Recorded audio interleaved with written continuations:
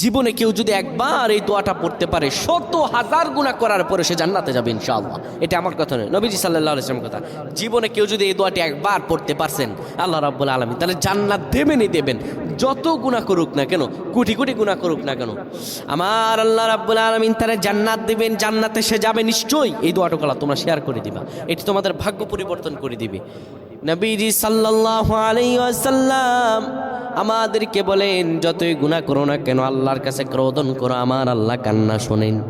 আর আল্লাহ তাআলা জানিয়ে দিয়েছেন আসরাফু আলা আনফুসিহিম লা তাকনাতু মির রাহমাতিল্লাহ। বান্দারে যত জুলুম করেছো, যত গুনাহ করেছো তুমি যদি আল্লাহ তাআলার কাছে মাফ চাইতে পারো, আমার আল্লাহর কাছে যদি দয়া চাইতে পারো, জীবনের সকল গুনাহগুলোকে আমি রব্বুল আলামিন মাফ করে দিব। বান্দারে হতাশ হইও না, আমার রহম থেকে তুমি নিরাশ হয়ে যেও না।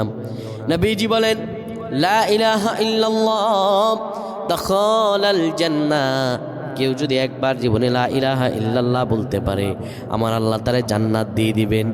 লা ইলাহা ইল্লাল্লাহ মুহাম্মাদুর রাসূলুল্লাহ যদি আপনি পড়তে পারেন, আমার আল্লাহ আপনারে জান্নাত দিবেন, আপনার জীবনের হতাশাগুলো কাটিয়ে দিবেন, আপনার জীবনকে লাবণ্যময় আর বরকতময় আমার আল্লাহ বানায় দিবেন।